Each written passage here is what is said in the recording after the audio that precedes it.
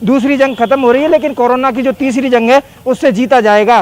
Camera person Manish Kumar के साथ दीपक Puri, news 18 Bharatpur. Gehlot सरकार ने त्रिस्तरीय जन अनुशासन लॉकडाउन लागू किया, लेकिन टोंक के निवाई में लोग सरकारी गाइडलाइंस की धज्जियां उड़ाते हुए नजर आ रहे हैं। सबसे बड़ी बात, जिन पुलिसकर्मियों पर गाइडलाइंस की पालना कराने की जिम्मेदारी है वे खुद इधर उधर थूकते नजर आ रहे हैं। हालांकि पुलिस को इसकी जानकारी होगी कि थूकने पर भी चालान काटा जाता है। यह तस्वीर एक जगह की नहीं, ठीक इसी तरह की तस्वीर पूरे निवाई शहर में देखी जा सकती है।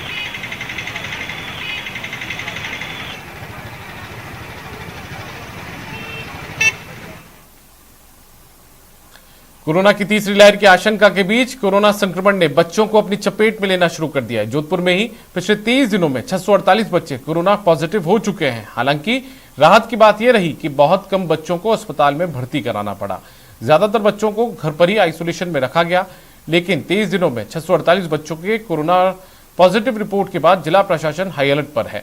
मेडिकल कॉलेज में 90 NICU बेड बनाने पर काम शुरू हो चुका है। राज्य सरकार ने जोधपुर में अस्पतालों में अपग्रेडेशन के लिए 36 करोड़ रुपए जारी किए हैं, जिसमें से 60 बेड का NICU तो MDM अस्पताल में बनेगा, जबकि 30 बेड का NICU उम्मीद अस्पताल में बनने जा रहा है।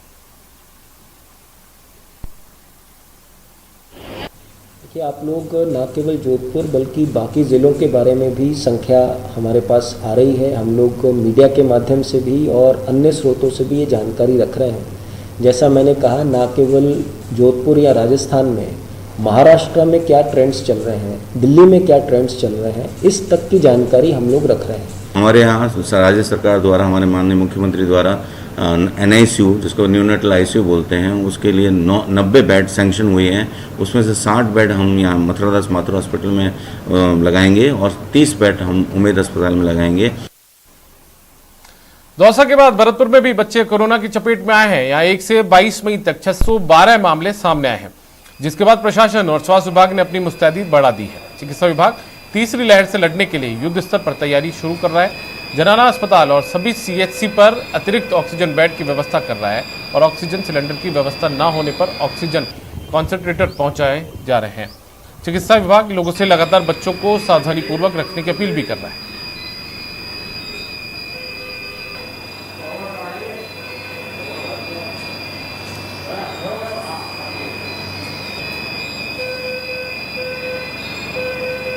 एक मई से और 22 मई तक का जो हमारे पास अभी आंकड़ा है, उसमें 612 18 साल से कम उम्र के बच्चे पॉजिटिव पाए गए और डेथ निल रिपोर्टिंग है। तो इसके संदर्भ में हमारे जनना हॉस्पिटल में जो पीडियाट्रिक डिपार्टमेंट है, उसमें सारी तैयारियां चल रही हैं। ऑक्सीजन पॉइंट बढ़ाए जा रहे हैं और ICU सेटअप, CPAP, BiPAP और वेंटिलेटर की सारी जो व्यवस्थाएं हैं वो की जा रही हैं।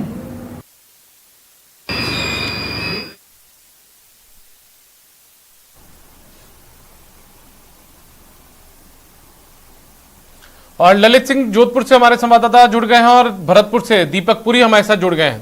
पहले ललित का रुख करते हैं। ललित, बच्चों में जिस तरीके से संक्रमण की गति देखने को मिली है, लगातार बच्चे भी कोविड पॉजिटिव आ रहे हैं। अभी हम जोधपुर की बात भी कर रहे थे, तो क्या कुछ स्थितियां हैं वहां पर जोधपुर में और कैसे प्रशासन इस चुनौती से निपटने की तैयारी में जुटा हुआ है? देखिए, पिछले 23 दिनों में 648 बच्चे जो है पॉजिटिव आ चुके हैं। 10 साल की उम्र के ये तमाम बच्चे हैं, लेकिन अच्छी बात यह है कि इन तमाम में जो है वो तो कोविड को पॉजिटिव लक्षण नहीं है, घर पर ही आइसोलेटेड हैं और वो बहुत घर पर ही इलाज करवा रहे हैं। तो ये एक राहत खबर है। लेकिन कहीं ना कहीं जिस तरह से लगातार तेजी से संख्या बढ़ी है, प्रशासन अलर्ट पाया है और कहीं ना कहीं अस्पतालों में तमाम वैकल्पिक व्यवस्थाएं करने के निर्देश दिए हैं। जिला कलेक्टर ने साफ कहा है कि वो इसके लिए प्रिपेयर है, तमाम राज्यों से संपर्क में और जिस तरह से लगातार मामले सामने आ रहे हैं उनको देखते हुए हर तरह से अलर्ट मोड पे है। लेकिन वहीं मुख्यमंत्री अशोक गहलोत ने 36 करोड़ रुपए जोधपुर में जारी किए हैं, जिसके चलते 90 जो NICU के बेड हैं वो तैयार होंगे और वो 1 महीने में पूरा टारगेट कर लिया जाएगा। तो तीसरी लहर को लेकर लगातार तैयारी प्रशासन कर रहा है, लेकिन कहीं ना जिस तरह से लगातार तेजी से बच्चों की संख्या बढ़ रही है वो कहीं ना स्वास्थ्य महकमे के लिए एक नई चुनौती है। ललित, NICU की बात करें तो उसको लेकर क्या कुछ तैयारियां की गई है? क्योंकि अभी मौजूदा जो स्थिति है उसमें बच्चों को रख पाना एक बड़ी चुनौती होता है, तो बच्चों के लिए अलग से कुछ व्यवस्थाएं की गई है वहां पर भविष्य की संभावनाओं को देखते हुए? देखिए, भविष्य में तीसरी लहर को देखते हुए ही राज्य सरकार ने पैसे जारी किए हैं। 60 बेड जो एनआईसीयू के हैं वो मथुरा दास मातृ अस्पताल के जननानगर में तैयार होंगे, तो वहीं उम्मीद अस्पताल जो बच्चों का अस्पताल है वहाँ पे 30 एनआईसीयू के बेड तैयार होंगे। तो फिलहाल उसका टेंडर प्रक्रिया पूरी हो चुकी है और पीडब्ल्यूडी को भी कहा गया है कि वो बहुत जल्दी मूड पे काम करे, क्योंकि कभी भी इस तरह के मामले आ चुके हैं। लेकिन अच्छी बात यह है कि जो तमाम बच्चे साफ तौर पर सामने आ रहे हैं उसमें लक्षण नहीं है, अस्पताल में बहुत कम जो है बच्चे भर्ती हुए हैं, तो ये राहत भरी खबर स्वास्थ्य महकमे के लिए। जो लक्षण फिलहाल बच्चों में दिखाई नहीं दे रहे, लेकिन संख्या तेजी से बढ़ी है। 648 बच्चे जो है पिछले 23 दिनों में कोरोना पॉजिटिव हो चुके हैं। बिल्कुल ललित, 23 दिनों में 648 बच्चे कोविड पॉजिटिव जोधपुर में सामने हैं। आप बने रहिए ललित हमारे साथ में। भरतपुर का रुख कर लेते हैं, हमारे सहयोगी दीपक पुरी हमारे साथ जुड़ गए हैं फोन लाइन पर, उनका रुख करते हैं। दीपक, भरतपुर की बात करें तो 1 से 22 मई के बीच 612 मामले वहां पर भी सामने आए, तो क्या चुनौती कितनी प्रशासन के सामने वहां पर है और क्या कुछ तैयारी भरतपुर प्रशासन वहां पर करता हुआ नजर आ रहा है? और एक बात और, अभी हम आप ही की एक रिपोर्ट और देख रहे थे, वहां पर लापरवाही भी लगातार जारी है। बिल्कुल दीपक, मैं आपको बताना चाहता हूं कि जिस तरह से ये आंकड़े सामने निकल कर आए हैं, जिससे स्वास्थ्य विभाग और चिकित्सा विभाग की मुश्किलें तो बढ़ी हैं, क्योंकि जिस तरह से लगातार जो है कोरोना पर रोकथाम की जा रही थी, लोगों को जागरूक किया जा रहा था, लेकिन जिस तरह से बच्चों के जो आंकड़े एक साथ निकल के आए थे, तो इसने पूरे चिकित्सा महकमे में और लोगों में हड़कंप मचा दिया है। क्योंकि एक साथ 1 मई से और 23 मई के बीच में 612 बच्चों का पॉजिटिव पाया जाना बहुत ही बड़े खतरे को संकेत दे रहा है। लेकिन इसमें राहत भरी खबर ये है दीपक कि 4 बच्चों को सिर्फ जो है आरबीएम अस्पताल में भर्ती कराया गया था, बाकी के जो सभी बच्चे थे उनको घर पर ही आइसोलेट करके उनका इलाज किया गया था। लेकिन इसमें जो है शुरुआती जो तौर पर है जनवरी फरवरी माह में कम बच्चे मिले थे, लेकिन अप्रैल और मई माह में जो भी 630 मामले थे, वो सबसे ज्यादा जो मामले हैं वो अप्रैल और मई माह में देखने को मिले थे। मई में 612 हैं, जिससे चिकित्सा विभाग ने अब है जो जनाना अस्पताल है वहां पर एनआईसीयू बेड की व्यवस्थाएं की जा रही हैं, और जिसको लेकर के लगातार चिकित्सा विभाग भी लगा हुआ है कि जिस तरह जो आगे की जो लहर आ रही है